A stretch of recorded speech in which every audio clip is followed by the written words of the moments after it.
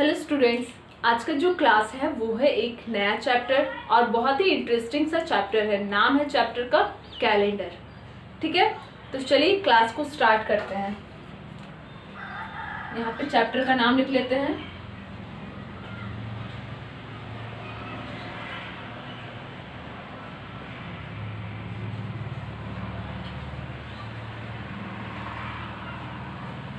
ठीक है, तो ये हो गया चैप्टर का नाम। इसका जो पार्ट है आज वो है पार्ट 1। ठीक है, पार्ट 1 यानी आज का जो क्लास है ये है इस चैप्टर का इंट्रोडक्शन क्लास। ठीक है, कैलेंडर आप लोगों में से तो सबको मालूम हो गया होगा कि कैलेंडर किसको कहा जाता है। सबके घर में कैलेंडर होता है। ठीक है, कैलेंडर में क्या होता है कि डेट मेंशन होता है कि आज कौन सा डेट है, कल कौन सा डेट होने वाला है, या फिर जब भी हम लोग का पूरा साल का कोई भी एक दिन उठा करके देख लेंगे तो हम लोग को कैलेंडर से मालूम चल जाता है कि उस दिन कितना डेट हो रहा है, उस दिन क्या दिन हो रहा है, कौन सा दिन हो रहा है। ठीक है, तो कैलेंडर तो सबको मालूम होगा। तो अभी हम लोग क्या करने वाले हैं कि कैलेंडर एग्जाम में जो क्वेश्चन आता है कैलेंडर चैप्टर से बिल्कुल आता है। ठीक है, 100% आपका एक क्वेश्चन एटलीस्ट रहेगा एग्जाम में। इसलिए हम लोग को ये चैप्टर को स्किप नहीं करना है। इसमें हम लोग बहुत इंटरेस्टिंग चैप्टर है। ठीक है, बहुत ना आपको बोरिंग लगेगा, कुछ भी नहीं लगेगा, आपको मजा आएगा बनाने में अगर आप लोग ट्रिक को समझ जाएंगे तो। ठीक है, ये ध्यान में रखना है कि ये जो चैप्टर इससे आपका एक क्वेश्चन आता ही है, इसलिए ध्यान से पढ़ना है। जो भी बताया जा रहा है उसको नोट कीजिएगा। ठीक है, इसके अंतर्गत हम लोग कुछ ट्रिक भी पढ़ने वाले हैं, कुछ फार्मूलाज भी पढ़ने वाले हैं। सारा को नोट करते जाइएगा और क्लास को मिस मत कीजिएगा, रेगुलर क्लास कीजिए। ठीक है, ऐसा नहीं है कि पार्ट 1 के बाद डायरेक्ट आप पार्ट 3 में आ रहे हो। इस तरह से नहीं करना है, वरना आपको समझ में नहीं आएगा। ठीक है, तो ये तो हम लोग समझ गए कि कैलेंडर क्या होता है, इसका क्या काम होता है। अभी हम लोग बुक में जो दिया गया है कैलेंडर बुक ले लेते हैं। सबसे पहले बुक में जो पहला जो लाइन दिया गया है उसमें क्या लिखा गया है कि इसके अंतर्गत हम लोग क्या पढ़ने वाले हैं। तो कहा गया है कि इस अध्याय में हम मुख्य रूप से ऐसी विधि विकसित करेंगे जिसके अंतर्गत किसी भी वर्ष के किसी भी दिन के किसी भी सप्ताह का कौन सा दिन होगा ये हम लोग ज्ञात कर सकेंगे। ठीक है, क्या कहा गया है कि इसके अंतर्गत हम लोग कुछ फॉर्मूलाज के बारे में पढ़ेंगे, कुछ ट्रिक के बारे में पढ़ेंगे, जिसमें से मान लेते हैं कि हम लोग को एक ईयर दे दिया गया हो, जैसे कि 1980। ठीक है, अभी 2020 चल रहा है, अभी कल ही हम लोग का 2021 स्टार्ट होने वाला है। ठीक है, तो 2021 जैसे स्टार्ट होने वाला है, हम लोग इससे पूछा जाएगा कि 2021 का जुलाई का जो 27 जो डेट है उसमें कौन सा दिन होने वाला है। तो अभी हम लोग क्या करेंगे कि कैलेंडर देखेंगे, लेकिन बिना कैलेंडर के भी हम लोग कुछ फॉर्मूलाज है उससे हम लोग निकाल सकते हैं कि इस दिन में कौन सा दिन हो रहा है। ठीक है, कोई भी हम लोग को ईयर उठा के दे दे, पिछला भी जैसे 1980 दे दे, 1983, 1984, कुछ भी ईयर दे दे, आगे का भी 2027, 28 कुछ भी दे दे, हम लोग को कोई एक डेट निकालने के लिए कहा जाए कि इस दिन आपका कौन सा दिन हो रहा है, तो हम लोग इस चैप्टर में वो फॉर्मूलाज पढ़ने वाले हैं और तुरंत एकदम सेकेंड्स में निकाल लेंगे कि उस दिन कौन सा दिन हो रहा है। कैसे निकालेंगे अभी हम लोग आगे पढ़ने वाले हैं। ठीक है, तो इस चैप्टर को स्टार्ट करने से पहले कुछ पॉइंट है, कुछ वर्ड्स है जिनको समझना बहुत जरूरी है, तो उनको सबसे पहले समझ लेते हैं। जैसे कि अतिरिक्त दिन क्या होता है, लीप वर्ष क्या होता है, ये सब हम लोग पहले समझ लेंगे, उसके बाद ही हम लोग आगे बढ़ेंगे, क्योंकि फिर अगर इसको हम लोग बाद में करेंगे तो हम लोग को समझ में नहीं आएगा। ठीक है, तो सबसे पहले आते हैं फर्स्ट नंबर में अतिरिक्त दिन यानी ऑड डेज क्या होता है। तो यहाँ पे पॉइंट नंबर 1, अतिरिक्त दिन।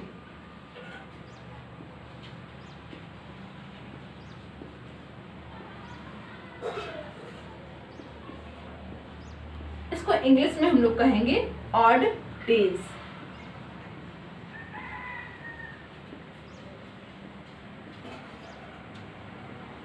अब ऑड डेज को हम लोग डिफाइन करके लिख लेते हैं। ठीक है, किसको कहा जाता है, तो किसी दिए हुए अंतराल,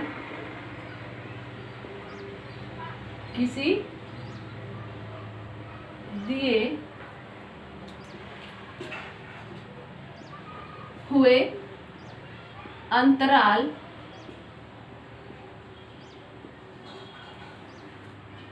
में ऐसे दिनों की संख्या में ऐसे दिनों की संख्या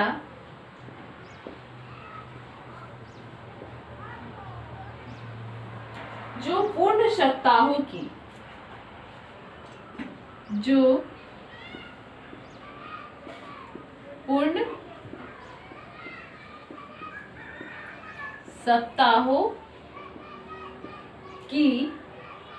संख्या से अधिक हो अतिरिक्त दिन कहलाते हैं।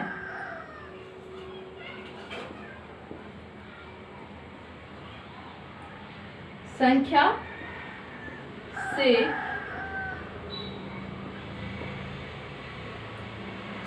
अधिक हो अतिरिक्त दिन कहलाते हैं या फिर ऑड डेज कहलाते हैं। अतिरिक्त दिन कहलाते हैं।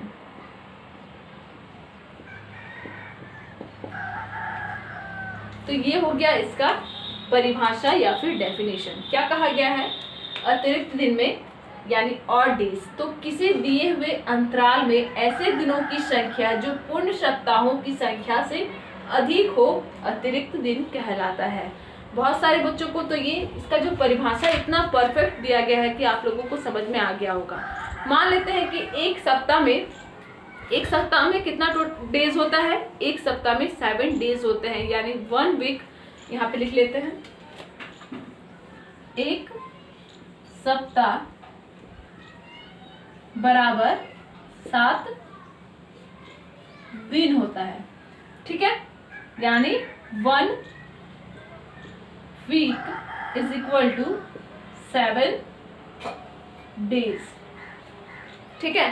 तो एक सप्ताह बराबर 7 दिन होता है। तो कहा गया है कि किसी दिए हुए अंतराल में ऐसे दिनों की संख्या जो पूर्ण सप्ताहों की संख्या से अधिक हो तो अतिरिक्त दिन कहलाते हैं। जैसे कि अगर यहाँ पे हम लोग को दिया रहे 9, ठीक है, 9 दिन दिया रहे तो 9 दिन को हम लोग क्या बोलेंगे कि एक सप्ताह तो है 7 तक, ठीक है, अतिरिक्त 2 दिन ज्यादा है। अतिरिक्त यानी ज्यादा कितना है? 2 दिन है, क्योंकि एक सप्ताह में होता है 7 दिन होता है, ठीक है। तो 7 यहाँ पे क्या कहा गया है कि 9 दिन, तो अतिरिक्त दिन कितना है? अतिरिक्त 2 दिन हुआ है, ठीक है। इसी तरह से अगर हम लोगों को दिया रहे 24 दिन तो इसमें अतिरिक्त दिन कितना है? तो यहाँ पे हम लोग देख रहे हैं कि यहाँ पे सबसे पहले 24 दिन में कितना सप्ताह निकल रहा है? तो 24 दिन में 3 सप्ताह हो रहा है। कैसे? 7 × 3 21 और अतिरिक्त कितना दिन हो रहा है? अतिरिक्त बढ़ रहा है 3 दिन, ठीक है। तो इसी तरह से ये हो गया अतिरिक्त दिन यानी ऑड डेज किसे कहा जाता है। तो नेक्स्ट हम लोग आएंगे कि लीप वर्ड्स क्या होता है, ठीक है, या फिर इंग्लिश में लीप वर्ड्स को कहा जाता है लीप ईयर, ठीक है। तो इसको नोट कीजिए, उसके बाद हम लोग सेकेंड नंबर अपना टॉपिक पे आएंगे।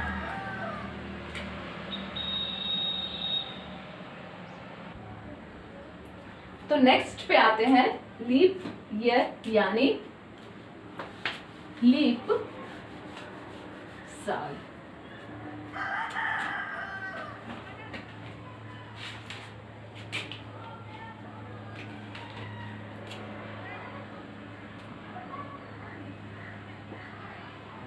लीप वर्ष इस तरह से हो जाएगा, ठीक है। तो लीप वर्ष होता है कि प्रत्येक ऐसा शताब्दी या फिर वर्ष, प्रत्येक ऐसा शताब्दी ब्रैकेट में सॉरी यहाँ वर्ष होगा, ठीक है। प्रत्येक ऐसा वर्ष जो 4 से पूर्णतया विभक्त हो, जो 4 से पूर्णतया विभक्त हो,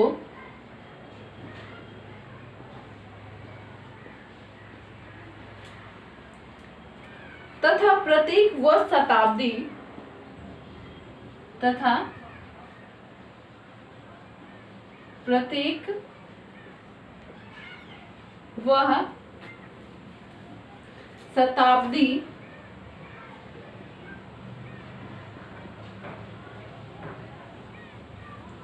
जो 400 से पूर्णतया विभक्त हो, जो 400 से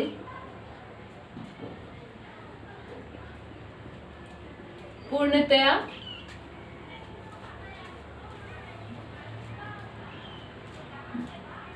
विभक्त हो,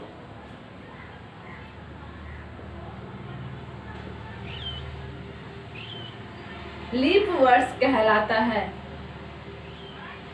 लीप वर्ष कहलाता है।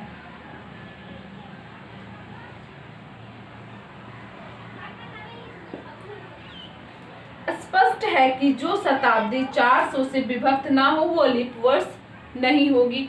ठीक है, अगर 400 से विभक्त हो जा रहा है कोई भी शताब्दी तो वो लीप वर्ष है, और अगर नहीं हो रहा है तो वो लीप वर्ष नहीं है। तो यहाँ पे हम लोग मेंशन कर देते हैं, ठीक है, कि स्पष्ट है कि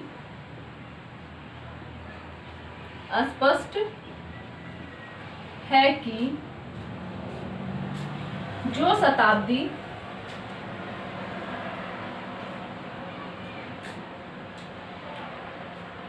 शताब्दी 400 से विभक्त ना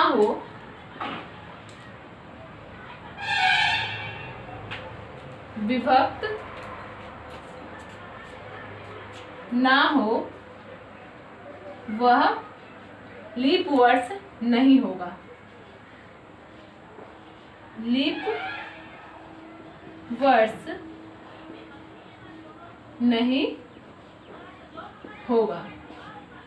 ठीक है, ये हो गया लीप वर्ष यानी लीप ईयर का डेफिनेशन।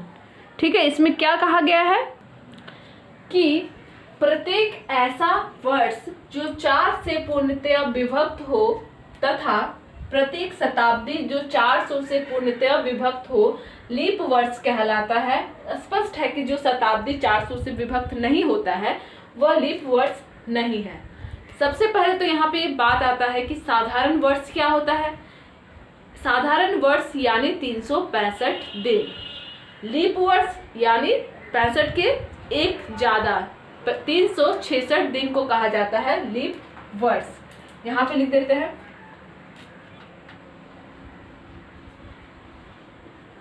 साधारण वर्ष यानी कि 365 दिन। ठीक है, और लीप वर्ष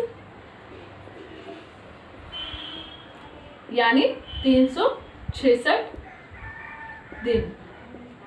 अब ये 366 दिन कब होता है? जब फरवरी जो है वो 29 डेज का होता है। ठीक है, 29 डेज का कब होता है फरवरी? हर 4 साल में फरवरी 29 डेज का होता है। ठीक है, ऐसे में वो 365 दिन होता है एक साल। जो ईयर 366 दिन का होता है उसको हम लोग लीप वर्ष कहते हैं या फिर लीप ईयर कहते हैं। ठीक है, तो इसमें क्या कहा गया है कि प्रत्येक ऐसा वर्ष जो 4 से पूर्णतया विभक्त हो। मान लेते हैं हम लोग को कोई एक वर्ष दिया गया है 1980। ठीक है, 1980 तो क्या कहा गया है कि जो 4 से पूर्णतया विभक्त हो तो वह लीप वर्ष है।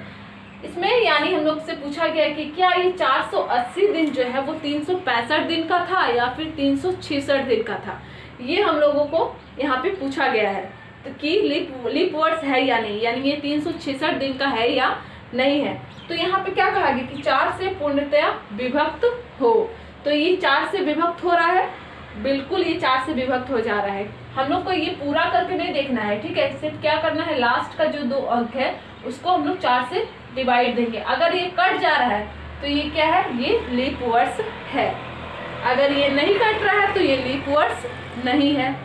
ठीक है, तो इस तरह से हम लोग लीप वर्ष को ज्ञात कर सकते हैं। अगर 4 से वो पूरी डिवाइड हो जा रहा है तो मतलब वो लीप वर्ष है, नहीं हो रहा है तो वो लीप वर्ष नहीं है। ठीक है, अब यहाँ पे वर्ष हो गया। अब शताब्दी जो होता है, शताब्दी को 400 से डिवाइड देना है, ठीक है, 4 से नहीं देना है। अगर वो 400 से पूरा कट जा रहा है तो वो लीप वर्ष है, नहीं कट रहा है तो वो लीप वर्ष नहीं है। तो ये हो गया, ये इसको नोट कर लीजिए। उसके बाद हम लोग नेक्स्ट पे आते हैं। तो अभी आप लोगों को कुछ ईयर दिए जा रहे हैं, ठीक है, कुछ वर्ष दिए जा रहे हैं एज अ एग्जाम्पल। उसमें आप लोगों को ये निकालना है कि वो लीप वर्ष है या फिर साधारण वर्ष है, ठीक है। तो इसको हम लोग क्लीन कर लेते हैं और क्वेश्चन ले लेते हैं।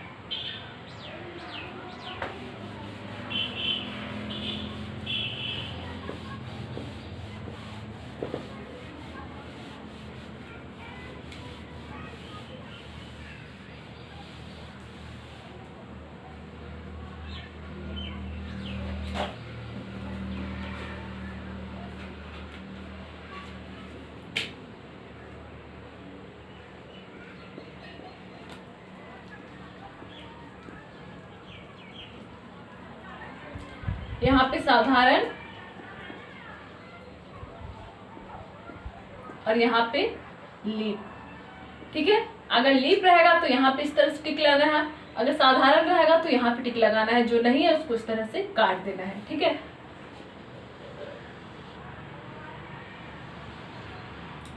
साधारण वर्ष और ये लीप वर्ष।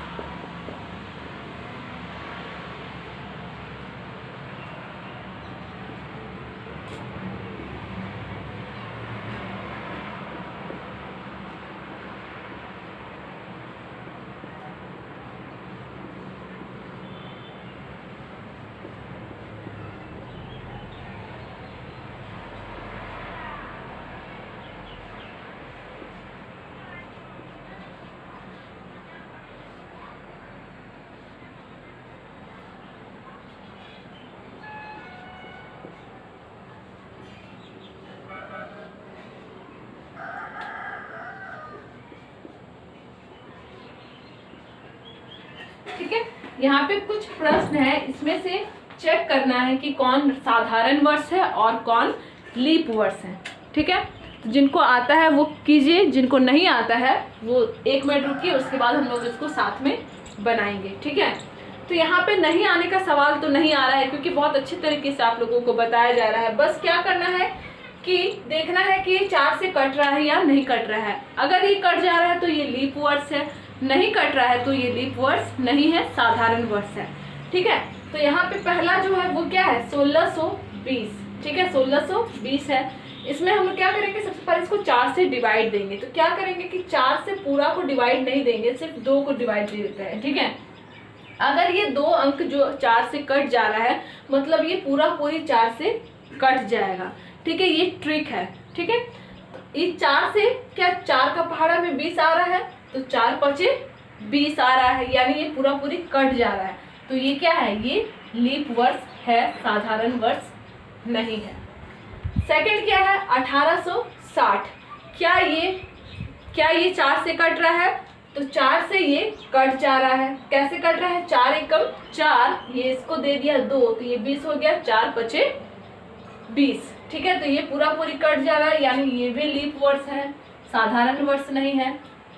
अब ये है 800, तो ये क्या है, 800 ये शताब्दी है, ठीक है। तो शताब्दी को हम लोग को किससे डिवाइड देना पड़ रहा था, 400 से। तो 400 से क्या ये 800 कट रहा है, एकदम अच्छे से दिख रहा है हम लोग को, ये 2 बार में कट जाएगा, तो ये कट जा रहा है, यानी 800 भी जो है वो लीप वर्ष है, साधारण वर्ष नहीं है। लीप वर्ष कहने का मतलब क्या है कि ये जो ईयर है ये 366 दिन का था, ठीक है, 365 का नहीं। अब ये 1200 कट रहा है, तो ये भी कट जा रहा है, ये भी लीप वर्ष है, साधारण वर्ष नहीं है। अब ये है 1726। फिर से हम लोग लास्ट का 2 अंक देखेंगे, तो 26 आता है 4 के पहाड़ा में, नहीं आता है, यानी ये 4 से नहीं कट रहा है, तो ये साधारण वर्ष है, लीप वर्ष नहीं है। साधारण वर्ष यानी ये 365 दिन का था। अब नेक्स्ट है 2100।